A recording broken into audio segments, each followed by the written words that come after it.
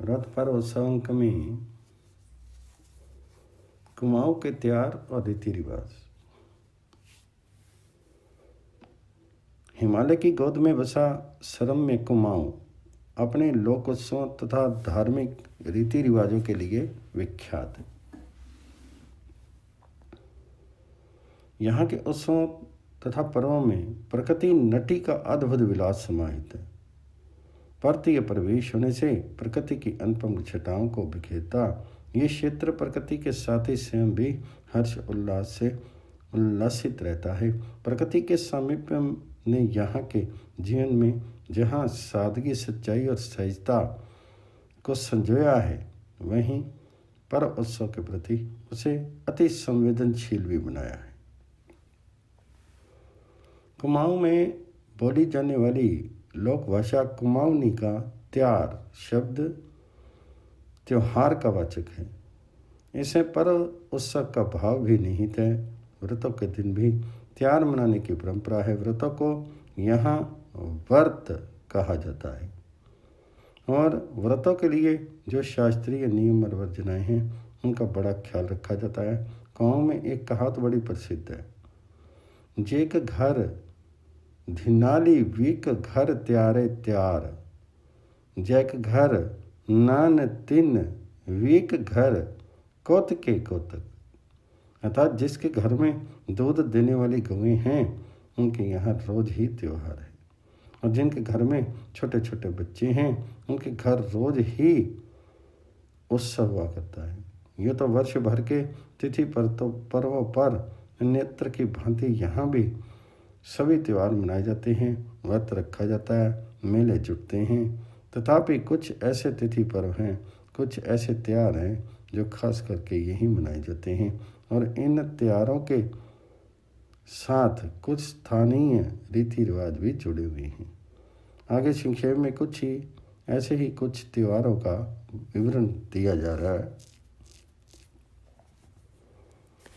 यहाँ के लोक जीवन में सौर मास की अधिक प्रतिष्ठा है।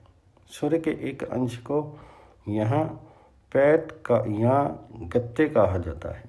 धार्मिक कार्य तो चंद्रमा से संपन्न होते हैं, पर अन्य कामकाज पैट के अनुसार चलता है। महीने की कुछ तिथियाँ सभी माताओं के लिए विशेष महत्व की होती हैं, यथा पड़यो अर्थात प्रतिपदा, अष्टमी, नवमी, एकादशी, चतुर्दशी, पुण्यो अर्थात पूर्णिमा, असोस अर्थात अमावस्या तथा संक्रांत अर्थात संक्रांति।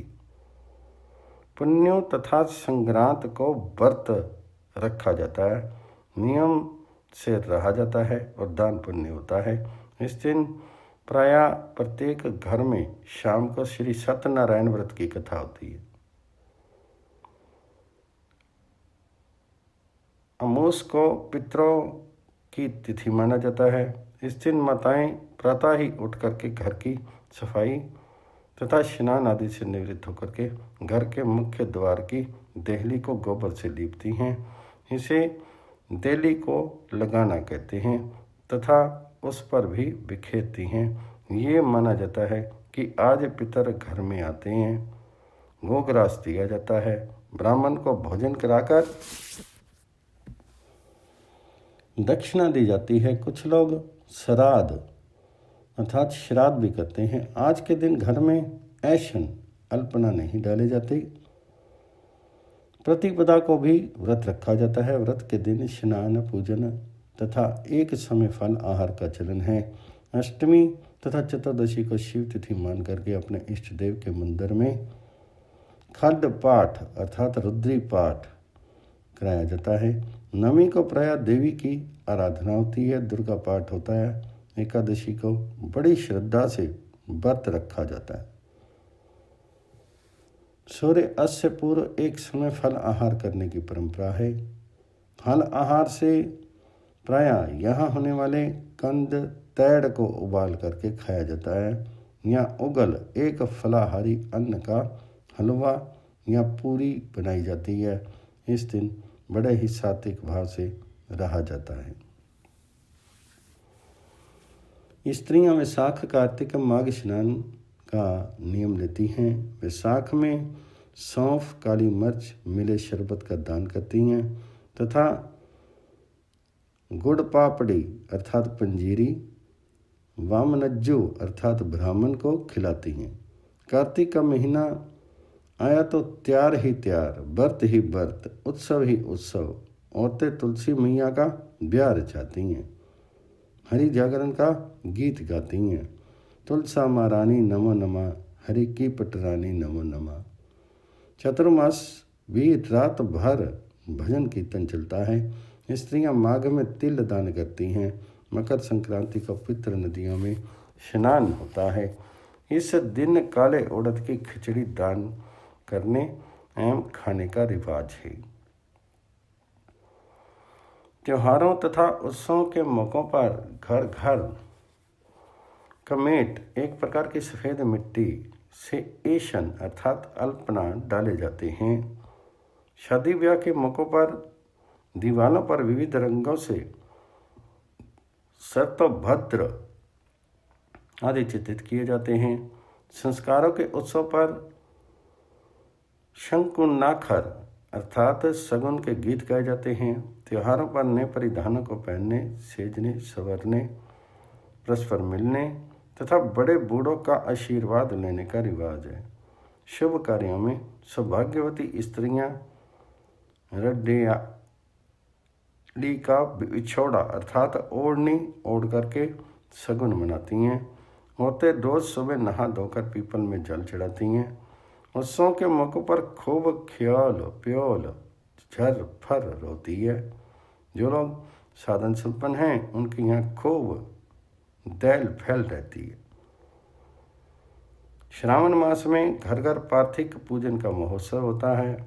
शिव मंदिरों में श्रावण का मेला लगता है। यहाँ शाली नामक एक धान होता है, उसी के चावलों को धोकर के सुखा करके पीस लिया जाता है। उसी आटे को गूंथ करके उससे पार्थिव लिंग बनाए जाते हैं। कुछ लोग मिट्टी से भी बनाते हैं। फिर प्रतिष्ठा करके सामूहिक रूप से पूजन आरती आदि का क्रम चलता है। श्रावण की पूर्णिमा को जने पुण्य श्रावणी पुण्य पूर्णिमा का सामूहिक पर्व उत्सव होता है।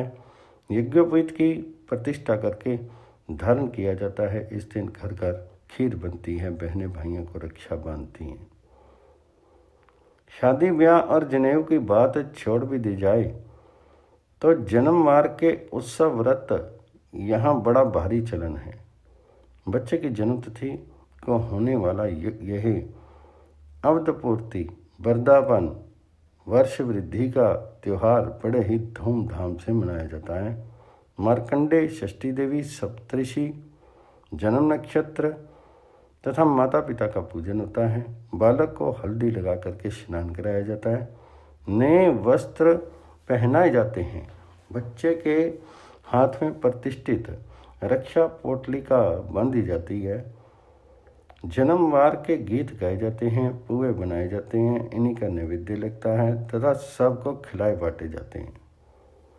अश्विनी मास के पितृपक्ष को यहाँ सोल श्राद्ध कहते हैं। श्राद्ध के दिन ब्राह्मण भोजन के अनंतर पास पड़ोस के सभी लोगों को भी खिलाया जाता है।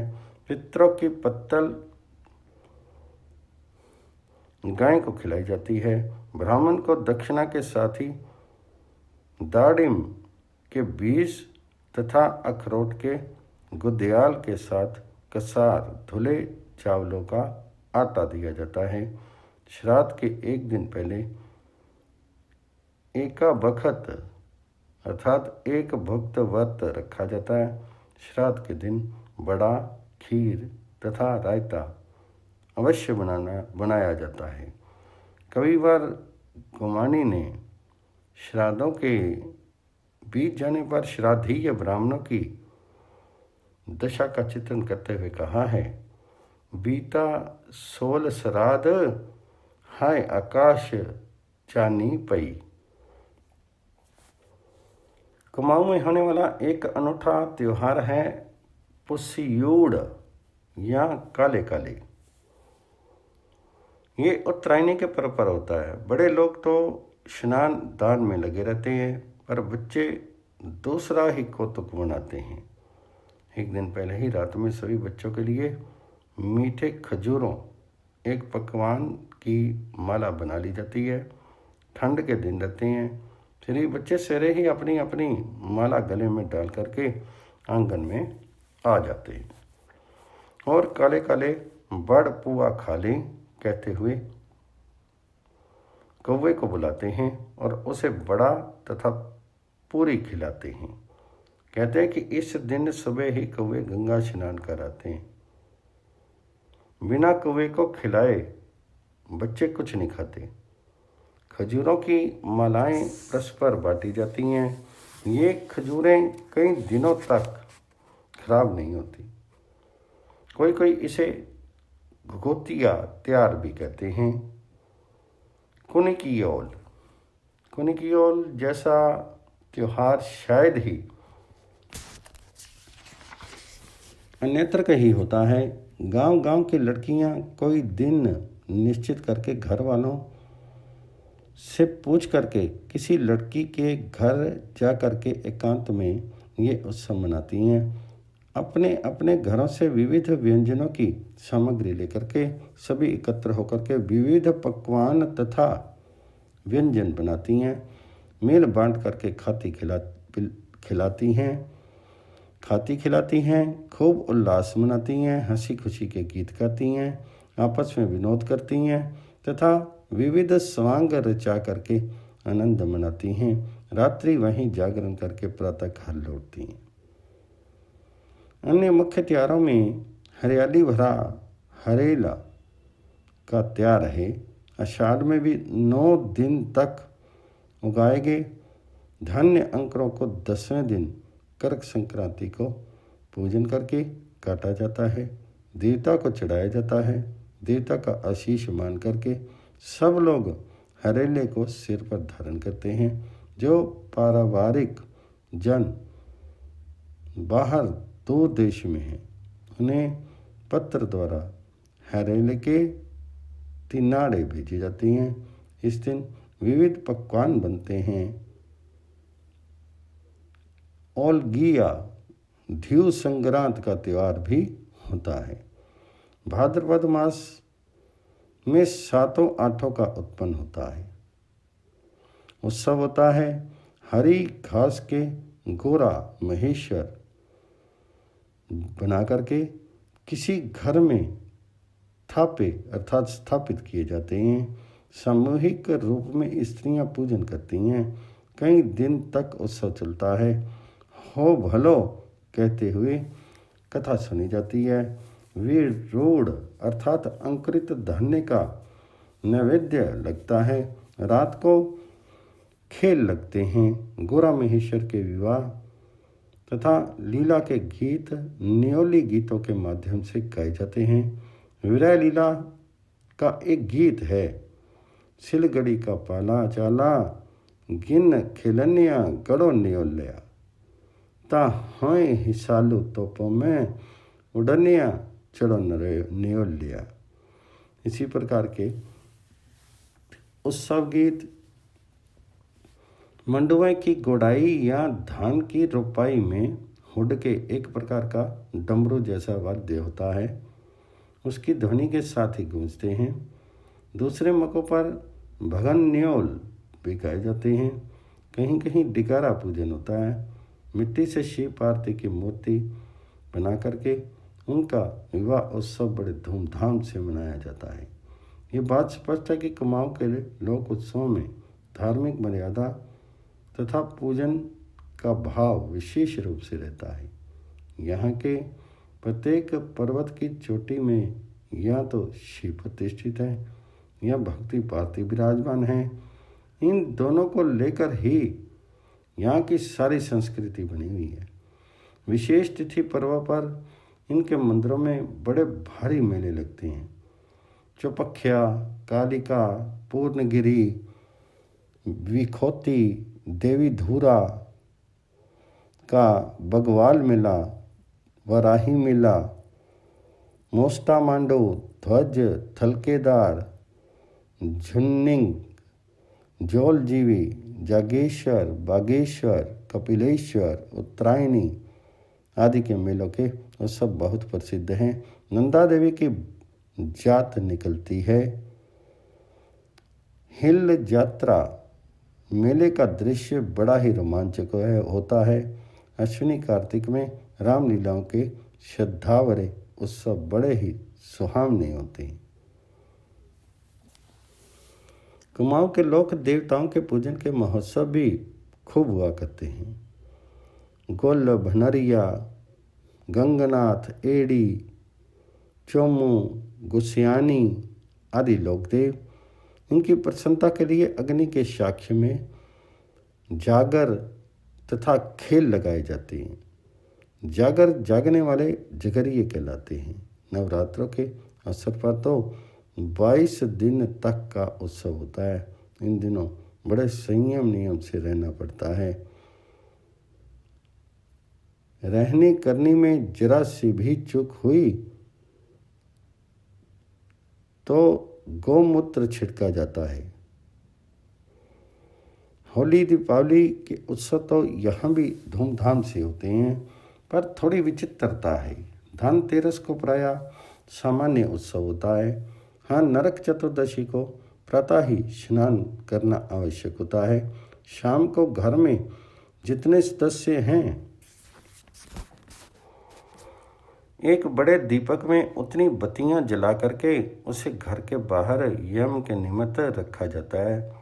अमावस्या को घर भर में ऐशन अल्पना पड़ते हैं तथा महालक्ष्मी के चरण चिन्ह बनाए जाते हैं। गोवर्धन के दिन श्री कृष्ण तथा गायों के पूजन में दही, दूध तथा मक्खन का नैवेद्य लगता है। गायों को माला पहनाई जाती है। ठप्पे लगा करके उसका श्रृंगार किया जाता है। भैया दूज को बगवाली का त्यार या द्वितीया का त्यार कहा जाता है। इस दिन घर घर सीडल एक विशेष प्रकार का पकवान बनता है जो बड़ा ही स्वादिष्ट होता है। बहनें भाई के टीका करती हैं। फागुन के मस्त महीने में यहाँ रंगों की बहार आ जाती है। खूब अबीर गुलाल उड़ता है। भगवान श्री कृष्ण की, गोपियों की, ब्रज की तथा बरसाने की होरियां गाई जाती हैं। बंजारे गाए जाते हैं। तरह तरह का उत्सव होता है। यहाँ प्रायः अष्टमी व एकादशी से होली शुरू हो जाती है, जो पूर्णिमा के होलिका दहन के साथ पूरी होती है। प्रतिपदा को छठरी होती है। होली के विशेष रसिया गायक होलार कहलाते हैं। गांव के मुख्य आंगन में कोई हरा पेड़ गाड़ करके उस पर घर घर से आई हुई चीर अर्थात रंग बिरंगे कपड़ों के टुकड़े बांधी जाती हैं। उसी वृक्ष के नीचे रात में खड़ी होली का गायन होता है। दिन भर होलारों की टोलियां घर घर जा कर के होली गाती हैं। रात भर बैठ होली की बैठकों में होली के पक्के राग गाए जाते हैं। होली के पेड़ में बंधी चीर को होलिका दहन के दूसरे दिन खोल करके लोग अपने अपने घरों में ले जाते हैं। इसे गोपिकाओं का पवित्र वस्त्र समझ करके आदर मान दिया जाता है। चैत्र मासों में एक खास त्योहार यहाँ होता है। नाम है भिट्टोली या भिट्टोल। भाई बहन के पावन सूत्र को बल देता भिट्टोली का त्योहार यहाँ घर घर मनाया जाता है। इस त्योहार के पीछे एक मार्मिक घटना जुड़ी हुई है। कहा जाता है कि बहुत समय पहले भानध्यों को अपनी सुलक्षणा तथा रूप राशि से संपन्न गौरीधाना नामक कन्या का विवश होकर के कोसिया राज्य के राजा कालीनाथ के साथ करना पड़ा था। विवाह के बाद बहुत वर्षों तक गौरीधाना अपने मायके नहीं आ सकी। इधर भानध्यों को पुत्र रत्न की प्राप्ति हुई उसका नाम साइंध्यो रखा गया।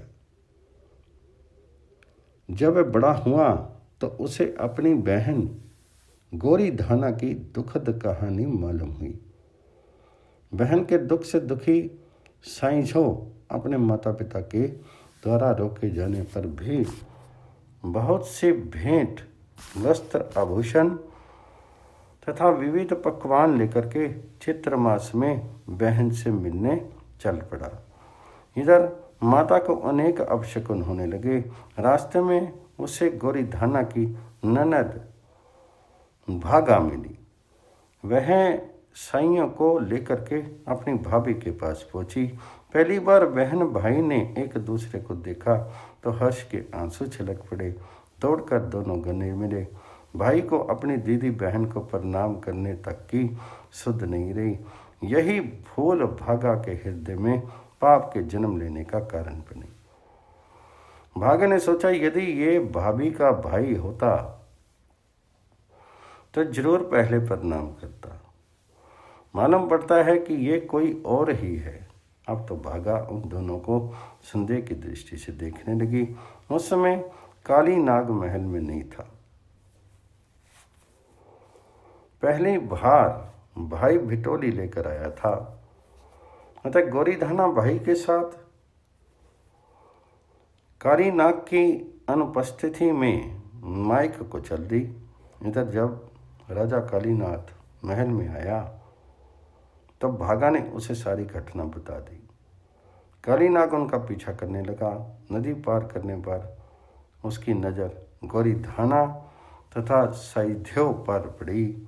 कालीनाग ने दूर से ही सैध्य को अपनी रानी के अपहरणकर्ता के रूप में ललकारा तो इस पापपूर्ण आक्षेप को सैध्यो सह नहीं सका। उसने अपने पेट में कटार घोंप ली। कालीनाग समीप पहुंचा तो सब कहानी जानकर बड़ा दुखी हुआ। उसने भी तलवार से अपना सिर काट दिया। गोरी धाना का तो मायका तथा ससुराल दोनों उजड़ चुके थे, अतः उसने भी मृत्यु का वरण कर लिया। सारी कहानी खत्म हो चुकी थी। इस दुखद घटना तथा भाई बहन के पवित्र भावना और स्नेह सूत्र की स्मृति दिलाता ये भिटोली का त्योहार तभी से चैत्र मास में चल पड़ा और तभी से चैत्र मास से मायके की ओर से लड़की को भेंट देने की परंपरा चल पड़ी और एक बड़े पवित्र पर्व के रूप में घर घर इसकी मान्यता होगी। साथ ही एक रिवाज और चल पड़ा और चैत्र मास में लड़की को मायके की यात्रा नहीं करनी चाहिए। आज भी लड़कियों को मायके की ओर से भिटोली भेजी जाती है। भिटोली की प्रतीक्षा में उसका मन बड़ा ही व्यग्र तथा उदास रहता है। चैत्र मास में जब कपू चढ़ा, कपू नामक चिड़िया बोलती है तो उसे मायके की याद सताने लगती है। सुर सुर ब्यालो लाग्यो चेत का मैना को, कपुआ वासन लाग्यो उदास बहना को। वह कपू से कहती है तुम मेरे मायके जाकर के चहचहाना ताकि उन्हें मेरी याद आए। बास बास कपू चढ़ा मेर मेत बास। इस त्योहार की इतनी मान्यता हो गई है कि लड़की के विवाह में विदाई के समय ही पहली भिटोली के रूप में विविध पकवान तथा वस्त्र आभूषण उसके साथ दे दिए जाते हैं। ससुराल में पहुंची भिटोली लड़की की प्रतिष्ठा का विषय बन जाती है। इतना ही नहीं है, कुंवारी कन्याओं का भी भिटोली त्योहार चैत्र में किया जाता है। इस दिन कन्याएं सजती संवरती हैं, बड़ों का आशीर्वाद लेती हैं तथा माँ से प्राप्त अक्षत तथा पुष्पों से द्वार देहली का पूजन करके अपनी सखियों के साथ गांव के सभी घरों में जाकर के देहली पूजन करती हैं। हाँ भी उन्हें अक्षत तथा पुष्प प्राप्त होते हैं। बाद में उन चावलों का आटा बना करके उनके निमित्त विविध पकवान बनाए जाते हैं। घर घर यह उत्सव होता है। ये अक्षत उसके खंड सौभाग्य तथा पुष्पवती तथा फलवती होने के प्रतीक रूप हैं। इस प्रकार कुमाऊं में अनेक प्रकार के त्योहार, पर्व तथा उत्सव मनाए जाते हैं। त्योहारों के बीतने पर बड़ा निश्वास, मार्मिक, उदासी लगता है तथा प्रियजनों की याद आने पर बाटली अर्थात हिचकी लगती है। ऐसा ये कुमाऊं का लोक जीवन पर्वत उत्सव के प्रति अत्यंत संवेदनशील है। व्रत और उत्सव में व्रत उत्सव की कथाएं।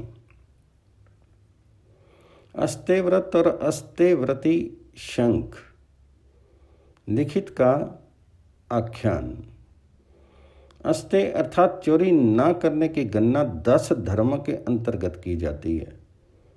जैसा कि भगवान मनु ने लिखा है, धीति क्षमा दम अस्तेयम शौचम इंद्रिय निग्रह धीर विद्या सत्यम क्रोधो दशकम धर्म लक्षणम। ऋषि शंख और लिखित अस्ते धर्म के पालक थे। उन्होंने इसके पालन के लिए व्रत ले रखा था। जो धर्म व्रत का पालन करता है भगवान जी उसे ही प्राप्त होते हैं, और जो ईश्वर को प्राप्त कर लेता है वह संसारिक बंधन से मुक्त हो पुनर्जन्म प्राप्त नहीं करता। जिन लोगों की धर्म व्रत में श्रद्धा नहीं होती वे जन्म मृत्यु रूपी संसार चक्र में भ्रमण करते रहते हैं। कहा गया है, अस्य दधाना पुरुषा धर्मस्य अस्य परंतपा प्राप्य माम निर्वर्तन्ते मृत्यु संसार वर्तमनि। ऋषि शंख और लिखित अस्ते व्रत में पूर्ण श्रद्धा रखते थे। एक बार ऋषि लिखित अपने अग्रज ऋषि शंख के आश्रम में गए तो वहां उन्हें न शंख मिले और न ही उनकी पत्नी। लिखित शुदा पीड़ित थे, इस कारण उन्होंने भ्राता के उपवन से एक फल तोड़ लिया और उसे खाने लगे। उसी समय ऋषि शंख आ गए और उन्होंने लिखित को फल खाते हुए देख लिया। शंख ने अनुज लिखित को प्रेम पूर्वक अपने समीप बुलाया और उनसे कहा, भ्राता लिखित, तुम मेरे आश्रम में आए और तुमने मेरे उपवन को अपना उपवन समझ करके उससे फल तोड़कर खाया। इससे मेरा मन प्रसन्न तो हुआ, किंतु जिस अस्ते धर्म का व्रत हमने ले रखा है उसके पालन करने में से तुम विमुख हुए हो, अतः तुम दंड के भागी हो। ऋषि लिखित ने अपने अग्रज शंख से कहा, भैया आप जो चाहे दंड दे सकते हैं, मैं इसे सहज स्वीकार करने को तैयार हूँ। ऋषि शंख बोले, मैं दंड विधाता नहीं हूँ, दंड देने का अधिकार तो यहाँ के राजा को है, अतः उसके पास जाओ और दंड प्राप्त करके चौर कर्म का अपराध से मुक्त हो जाओ। ऋषि लिखित राजा के पास गए और उन्होंने राजा को अपनी स्ते कथा कह सुनाई। राजा ने कहा, जिस प्रकार राजा को दंड देने का अधिकार है उसी प्रकार क्षमा करने का भी उसे अधिकार है। लिखित ने उन्हें आगे बोलने से रोक दिया और कहा, आप दंड विधान का पालन करें। स्ते का जो भी दंड ब्राह्मणों ने निश्चित कर दिया है उसे आप क्रियान्वित करें। ऋषि लिखित के कथन को सुनकर के राजा ने उनके कलाई तक दोनों हाथ कटवा दिए। लिखित हाथ कटवा करके बड़े भाई शंख के पास लौट आए और उनसे प्रसन्न होकर के बोले, भैया मैं राजा से दंड लेकर के आया हूँ, देखो मैंने आपकी अनुपस्थिति में आपके उपवन से एक फल तोड़कर जो चोरी की थी उसके दंड स्वरूप राजा ने मेरे दोनों हाथ कटवा दिए। अब तो प्रसन्न है ना? तो शंख ने उत्तर दिया, अब मैं प्रसन्न हूँ क्योंकि तुम स्ते नामक अपकर्म से मुक्त हो गए हो। आप पुण्य सलीला नदी में स्नान करके संध्या वंदन करें। लिखित ने भाई शंख के दोनों साथ नदी में स्नान किया तर्पण करने के लिए जैसे ही लिखित के दोनों हाथ जल से उठे तो वैसे ही वे हाथ पूर्वत हो गए। ऋषि शंख का अस्ते व्रत कभी खंडित नहीं हुआ था। उसकी मनोवांछा कि भाई लिखित के दोनों हाथ पूर्ण हो जाएं, हस्त पूर्णता देख करके लिखित ने कहा, भैया यही करना था तो आपने मुझे राजा के पास क्यों भेजा? तो शंख ने उत्तर दिया, अपराध का दंड तो राजा ही दे सकता है, किंतु धर्म व्रत पालक समर्थ ब्राह्मण को उसे क्षमा करने का भी अधिकार है। अतः मैंने तुम्हें क्षमा कर दिया, जिससे तुम्हारे हाथ पूर्ण हो गए। अब तुम अस्ते व्रत का पालन करते हुए प्रतिदिन गंगा में स्नान करना, इससे तुम स्वर्गलोक में प्रतिष्ठित हो सकोगे। महर्षि लिखित ने अपने ग्रंथ लिखित स्मृति में पतित पावनी गंगा के महत्व के विषय में लिखा है कि जब तक व्यक्ति की अस्थि परम पुनीत गंगा जी में रहती है, उतने 1000 वर्षों तक यह व्यक्ति स्वर्गलोक में प्रतिष्ठित रहता है।